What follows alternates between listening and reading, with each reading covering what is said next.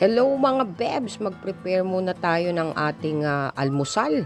At ito ang ululutuin ko muna, ang corned beef dahil hindi pa ako nakapamalengke. At meron na rin tayong java rice mga bebs, turmeric rice yan. Nilagyan ko lang ng turmeric para iwas panis na rin mga bebs. Iba kasi ang texture pagka nilagyan mo ng turmeric. Hindi naman maaapektuhan yung lasa, lasang kanin pa rin. At ayan na nga yung corned beef natin. Prem ang gamit ko dyan para less sebo mga bebs. At eto nga, nagpe-prepare na rin si Junakis para sa kanyang hospital duty ngayong araw na ito. Pangalawang araw niya na ngayon. At ayan, busy lahat, pati si Charlie nakikibusy mga bebs. Kailangan 4:30 ay nandoon na kami.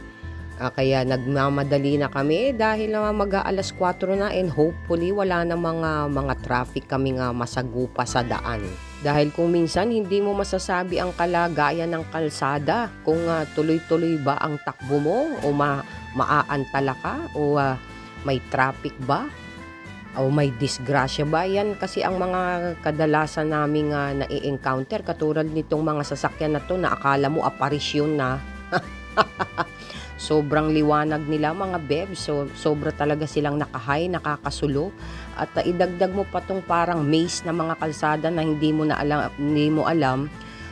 Minsan ay kulang sila sa mga signage mga bebs. Mas maliwanag pa yung mga sasakyan yung ilaw ng sasakyan kaysa sa mga signage nitong mga ginagawang kalsada rito. Biruin mo ang aga-aga niyan, naglalagay sila ng espalto. So hinahabol nila yan sa ilang oras ba nagdadry yan? 2 hours ba ang espalto na yan? Kita mo, sus Mariosep, wala ka nang makita mga bebs. Bulag na bulag ka talaga sa kalsada. At malapit-lapit na rin tayo at ang dami na rin mga sasakyan sa kalsada. Busy na, alas 4 pa lang mga bebs. Talagang maagang kumakayod din yung mga tao. At nandito na kami sa school ni Junakis. Wala pang mga estudyante. 2 pa lang sila mga bebs. So early bird ang anak ko. Bigyan ng jacket yarn. So uuwi na tayo mga bebs. At para makapaglinis-linis naman kahit magbalik ka ng tulog ay hindi ka rin makakatulog na. At ayan nga pagbalik namin marami pa ring mga truck sa kalsada. So yun lang mga bebs, good vibes and mapagpalang umaga sa inyong lahat. Sumayin nyo ang kapayapaan at ang pagpapala ng Diyos.